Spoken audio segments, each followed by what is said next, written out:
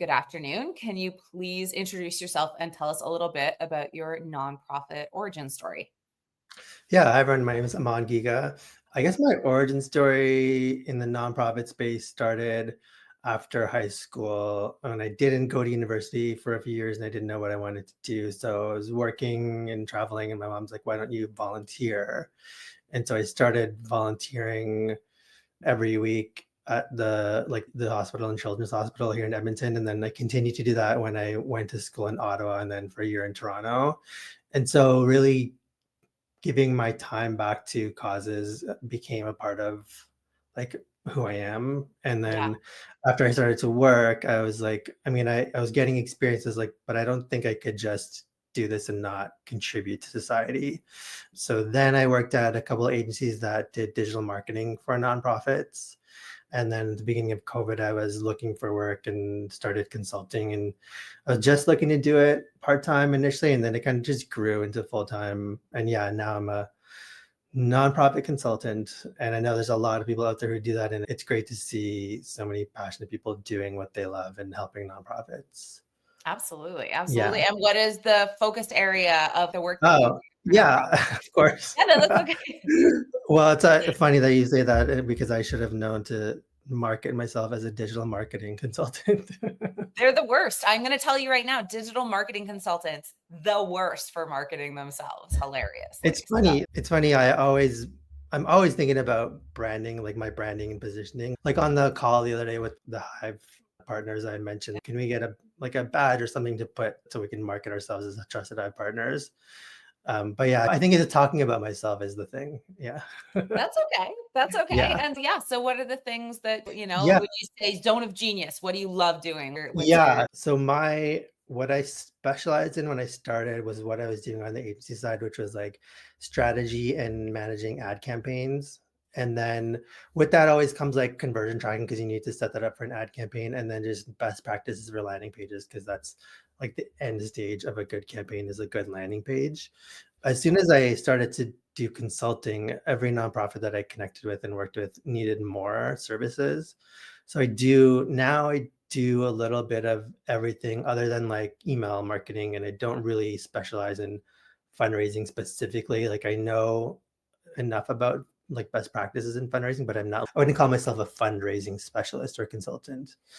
But I say that as like not to be because I'm not a jack of all trades. I'm never going to be a jack of all trades, especially in the digital marketing space. I don't think you can be on like really good at everything, especially nowadays with things changing so much. So, because of my agency experience, I value and see the value in people who just do what they do and specialize in doing what they do.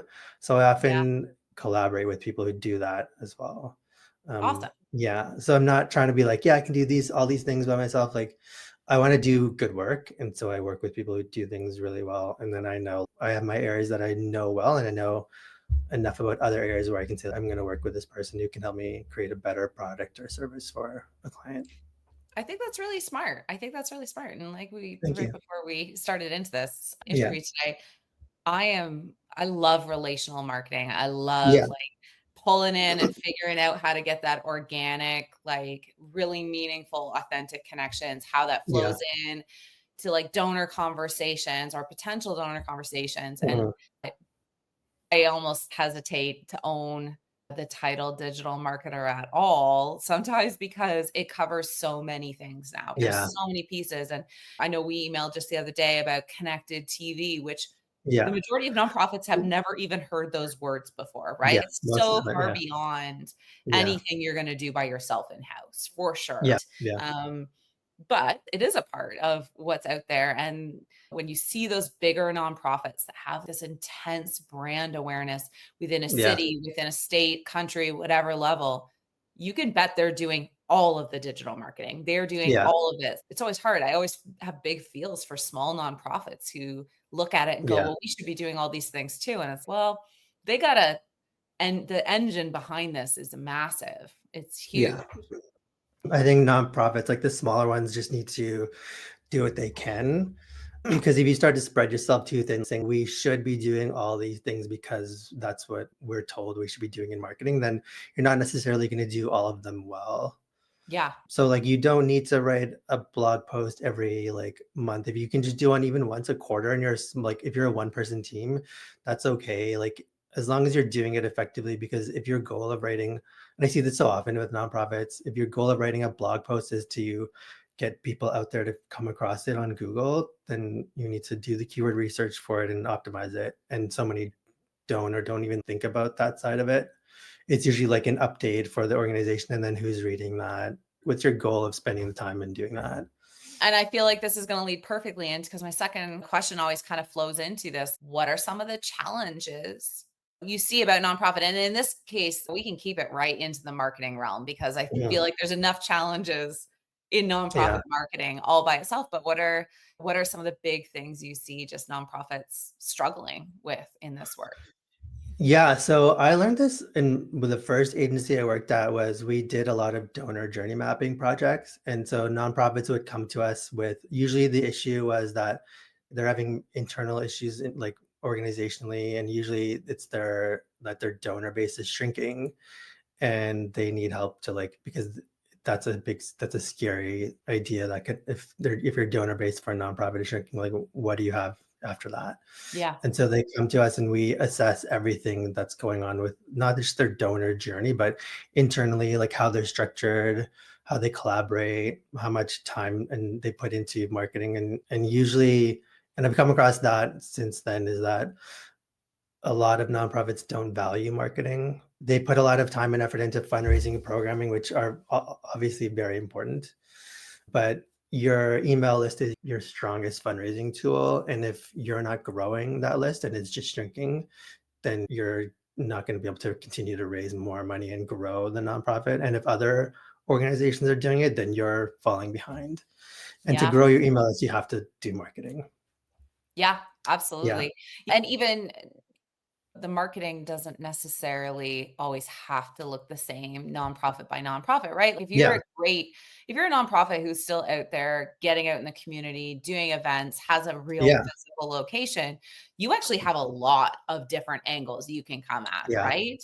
It is shocking. I find I'm always super surprised at how many nonprofits who have pretty strong Facebook followings, maybe they've been around for a while or they've really invested in that at some point, they're never asking people to join their newsletter. Yeah. Yeah. It's just not even on the radar. So once Yeah. someone has donated, they're on the newsletter, but it's Yeah. like there's actually a whole piece where there might be people who are not ready to donate for whatever reason, but Yeah. you're missing out on that more regular communication by not getting them onto your Yeah. newsletter. Yeah. They're happy to talk about what they're doing and sometimes even ask for donations, especially around fundraisers or year end, of course. Yeah. But the two things is one, other nonprofits. So you're competing with every other nonprofit out there, of course. I mean, not every Yeah. other, but at least the ones that are in causes similar to yours. So you have to be providing value because other nonprofits are doing it. Because people are on social media for two reasons, right? To learn or to be educated. So provide them value, and then when they see that value, tell them that they can learn, get more of this value by getting on your email list. Yeah. I love it. Yeah, I love it. yeah, And what's your favorite part about doing this work? There's lots of challenges, but there's so many opportunities, I feel like, in nonprofit that yeah. you can just clutch at and grab. What's your favorite part for you? I think it's helping nonprofits do better at marketing themselves. And what the I guess the favorite part of what I do specifically is I often come across a lot of nonprofits aren't measuring their impact of their efforts. So they'll look at like page visits and how many people have come to their website, for example, but they're not looking like deeper into their website to like analytics to see, okay, when people are signing up to our email list, like where are they coming from? What efforts did we like from which of our efforts? Was it from our social content? Was it from our blog post? Was it from some other like website that brought us here? Is it like where do our efforts generate the most impact? Because they're putting in the same efforts either way. They know that they're posting X amount of blog posts. They know that they're posting X amount of social media content. But if you can measure then what's working and what you can start to change and optimize. So I love helping them see the numbers and the stories behind those numbers. It's really nice. Marketing feels like a throwaway for those people who don't totally understand it, don't Yeah. see like that path. It's so useful. to go back, and maybe it can't be done monthly even, like, even maybe every Yeah. month is too much to go back and reflect on. But it Yeah. was even myself recently, I went and took a look backwards at what has happened in the last 6 months, and it's Yeah. very clear of what was working, right? And Right. it's so useful to go, "Oh, this is really serving me in a big Yeah. way. Here are a lot of things that are not serving us." And that's okay too, right? Like, Yeah. it doesn't have to be everything. Marketing is one of my favorite things about marketing is there's such an exploratory curiosity component to marketing in the best way. It should Mhm. be like that to go, Mhm. hey, our audience is going to be different than this other nonprofits over here. What works for us and what's our audience Yeah. excited about learning more about it? And you have to be tracking those efforts in some capacity, which I know can be like the last thing on a never ending list of Yeah. And course. it doesn't take long. Like there's an initial a bit of time to set it up, but you can just if you set it up in the right way, you can just glance at the data afterwards.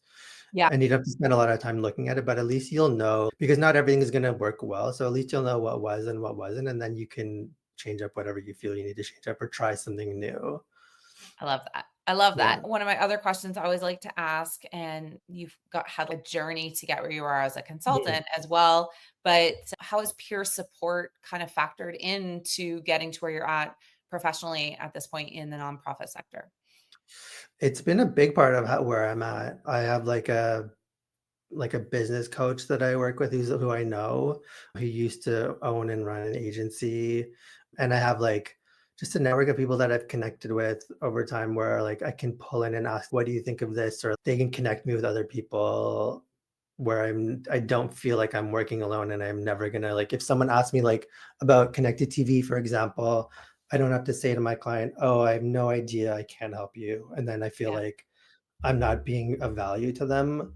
Yeah, so I think the peer support has been amazing. I think a community like the Hive is it's great to connect with other consultants who like are in similar positions, and I've I think rarely connect with other marketing consultants, which I think is great because then I'm connecting with people who do like a lot of other things, a lot of like fundraising consultants, and just to hear what they do and hear like similar challenges. And so even though it's virtual, it does feel like you're not alone, even though I'm maybe not working with them.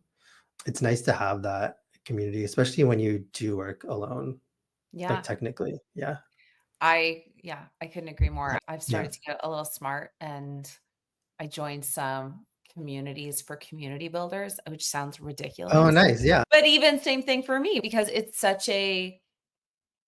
is really useful to just kind of explore some of the conversations, right? Like you have all these ideas in your head and you're like, is this a thing? Does this Yeah. work? What have other people seen out in the world Yeah. that it is resonating? And Yeah. I don't I think for most of us who are in small shops, whether we're in nonprofit or we're consultants or whatever we're doing, it feels like time is precious and we only have so much of it. We only have Yeah. so much of it to play with, like that play time. Yeah. So sometimes that peer support piece means that I find other people who I'm like, yeah, okay, they've clearly been here. They've done this kind of stuff before. What worked for them? Do I feel similarities in what they're saying and what I'm saying? Because even books, like I'm getting to the spot where if someone who I like really jive with goes, you're going to love this book, it's going to be a Mhm. big game changer. Well, that's Yeah. different for me than just Instagram or that, like you said earlier, lots of people go to learn on social media. And I think that Yeah. was a great source of learning. And it still can be once you shift through all the noise. But getting a chance to talk with someone else that goes, hey, you should check this out. That's where I think it's been cool to watch that there's real learning happening at a peer level Yeah. now. And everyone's so I mean, if everyone is if the other people that you're connecting with have a similar mindset of wanting to connect and look for support, then they're gonna also wanna offer that too. So, yeah, like, most of the Hive chats I've met with, it's just people who are, like, looking for the same, and so, like, I'll go almost every week, and it's not from a business perspective because 'cause I'm rarely meeting nonprofits, which is totally fine. I'm very happy to meet consultants, and I've even connected with people in the Hive community outside of Hive chats just to chat with them, get to know them. Just 1, I think it helps to build your network, but 2, I think it's more just to talk to people and see, like, what they're up to and what they do, and And yeah, like you mentioned, I think it works in both ways where we're sharing like, oh, you should look into this or try this. And yeah. Yeah. Okay. And so I'm going to throw this out here because anybody who listens in, I have a feeling. Favorite place to go and do some new marketing learning. And I may steal this for myself, but like, where do you go? Is there a website? Are there people who you're like, oh yeah, whenever they drop a course, this person is one of the people? Like, how do you go about absorbing this Yeah. constantly shifting marketing landscape? There's so many areas. Like there are people who just talk Facebook ads and Google ads on YouTube. Like I'm a big YouTube person. So Okay. there are people who put out like videos all the time. In terms of like overall marketing and business growing, there's a channel called The Future without the E at the end. I don't know if you've heard of it. Okay. No, I'm not sure if I Yeah. have. I'll have to check The this out. FUTUR, Future. And it's this guy, it's targeted more towards creatives, but they talk about just if you're a consultant in general or like a solo entrepreneur. And he talks a lot about like selling and pitching and pricing and positioning. And he's had people who talk about LinkedIn on there. So it's really interesting. And there's like a whole course that he does courses and stuff. But the like everyone who does marketing well, he puts out a ton of free content. Amazing. So a ton of like free video content, and he's really good. Like he's got a huge following. Yeah. All right. I'll have to go and check Yeah. this guy out. Yeah. Okay. And these interviews always kind of focus in on people who've been longtime members of the Hive community. And you were right in very close to the very I was beginning. looking at that actually. Yeah, I was like, Yeah. we connected in like October, November or something of 2023. And then I Yeah. joined like soon after that. And I I think was you going to started say, around that you time. Yeah. are very close to, yeah, right when we first started. And can I get you to guess how many conversations you've done? Out of curiosity, how many Me? times do you think we've set you up for a match? Oh, I don't know. I know I took a bit of a break, but it's probably because 2024, 25. I don't know. It's probably like in the 50 to 50-ish. Yeah, you good job. So you have completed, there's been 78 weeks of chat since we started. Actually, Okay. that's not true because we missed one. So we're at 77, I think, is this week. You've done 55, which is like Wow. one of the very top number of like users, which is amazing. I love it. Thank you. I love the Yeah. people who have just really doubled in and just jumped Yeah. in with both feet. I think it's amazing. And what have you gotten out of being just a member of this community over the past 18 months? I think it's just become a part of, well, it's become a part of my daily or sorry, weekly rituals because I just have a hard like calendar invite on a weekly basis for it, even though I only book it obviously once a week, whenever you send it out. But I think just knowing that there's so many people out there looking for a community and connection is nice. Just knowing that there's so many people who face similar challenges, both I guess good and bad things. That's been nice. Everyone is looking to connect, and they're not like being selfish about like it being for them. They just want to connect and find community and find ways to help each other or help others do better in what they do. And I think I mean, I can't speak about other communities in like other sectors, but for the nonprofit sector, that kind of aligns with the values of people who generally work in the nonprofit sector, which is just helping others do good or helping others to Yeah. be better. Yeah. Yeah, absolutely. I think it's Yeah. attracting beautiful group of humans, yourself Yeah. included, where there are people who are just out there being like, yeah, no, resources are tight. I don't have enough Yeah. staff, all this stuff, but they're still going and they're trying to find groups of like-minded people that they can come and Yeah. share a moment with. And yeah, I don't think the work is going to get any easier right now. Despite Yeah. we're both Canadians watching our I know. many American friends and getting stressed out and Yeah. concerned. So I don't think it's going to get easier, but I think it just takes a little bit of the weight off when we invest in it together. Yeah. Are you excited to go to Icon? Is it your first time going there? I went last year in Toronto. Okay. Yeah. Was my first time going, and I've gone to I did go once to AFP Toronto's, like, whatever they did before everything went super sideways there. Mm. But yeah, I'm excited. I've never been to Seattle. Okay. Honestly, this is like today was the first day I really started to think about it a lot because it's felt like at any moment I had to be prepared to cancel. Yeah. Who knows? And I still that still could happen. But I feel like with this only this many days to go, is Donald Trump going to pull us something crazy yet? I don't know. It feels No. a little less likely, but centering myself and having that moment to find some space with a couple other Yeah. community members is really exciting. And Yeah. I that's what I'm excited for the next evolution of the Hive as we start to have more and more people in specific cities. Are there Mm. opportunities? Had one of our members in Rochester send me a message being like, "Hey, do you know if there's any Hivers in Dallas? I'm there for a conference. And if you know Oh, anybody I cool. should meet, can you put us in touch?" And so I just put them in touch over LinkedIn, and then they took off and did their own thing. And then they just Amazing. send me Yeah. pictures, right, of the two of them together. It's so Yeah. great. And so Yeah. I That's hope there's cool. more opportunities for those who Yeah. want to embrace the in real life moments.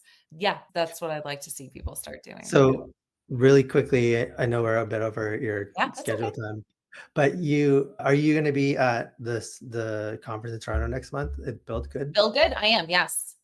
Are you coming in? So are you going to do, because I'm sure you have a lot of people in Toronto that are in part of the Hive, right? I do. We have the most people Yeah. is I'm not surprised so because like that's where you started from, right? yeah, so out Yeah. of curiosity, are you coming for Yeah, I this? am. Yeah. No Yeah.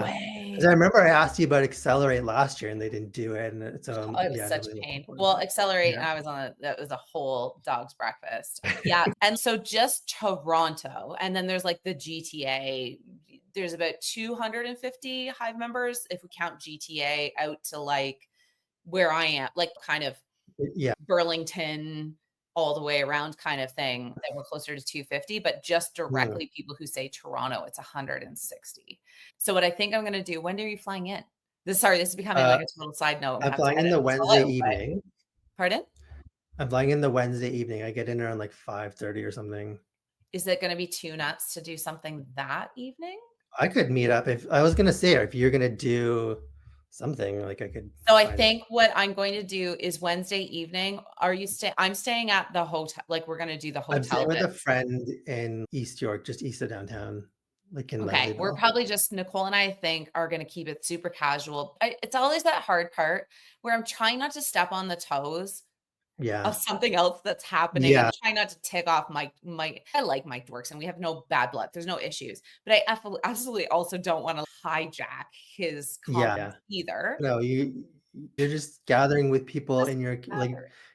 Yes, yeah, it's not exactly. So I think what I'm going to do, my thought was on the Wednesday night, Nicole's going to mm, come with me and we're going to just probably the hotel we're going to stay at for the conference on and Thursday, because Thursday night they actually have a social attached to the conference. yeah, So yeah, I don't want to do anything that night. So my thought was I would try to organize something just to say to people like, hey, we're going to be at the hotel bar between 7 and 10. yeah. Come grab a coffee, chit chat, whatever, and then just do it that way, so it's at least casual enough that it's not in Yeah. everybody's I'll face. stop by because I'm flying. I get in around 5:36, Okay. so I'll probably be downtown because I'm gonna come downtown first to make my way east. Yeah. So I'll probably get there, Okay. like, around that time. Yeah, I'll Yay. come Well, for a that's bit. really exciting. Yeah, Okay, that sounds good. cool. Okay, so now I'm gonna wrangle this back in because that was really Yeah, fun. Okay, and just lastly, obviously, thank you for being such a longtime member, yeah. huge support, trusted Hive partner now and everything. What is the best way for people to get in touch with you and follow up if they're interested from listening in? My website, of course, which I know you'll link in it's my first name, last name.ca, which they see here. I know you'll, or I'll ask you to link it to the article. Yeah, But on LinkedIn, find me on LinkedIn. I'm posting now. Yeah, LinkedIn awesome. or my article. LinkedIn or Or your if you're in website. Edmonton, you can come and we can have coffee. But no one comes to Edmonton. So Maybe they'll decide to. Who knows, right? Who yeah, knows? How yeah, many Edmonton listeners? I have no idea. But well, thank you so much for doing this with yeah. me. Obviously, Thank you, Tasha, for doing it. Yeah, deeply appreciate it. I'm glad I feel like I've just totally benefited from meeting so many amazing humans I across the imagine. sector, across the Yeah. world at large. I think it's been very cool. Yeah, I hope you're proud, I'm sure you are, for the amount of people you brought together from so many places, it's amazing. Thank you. You're lovely. Yeah.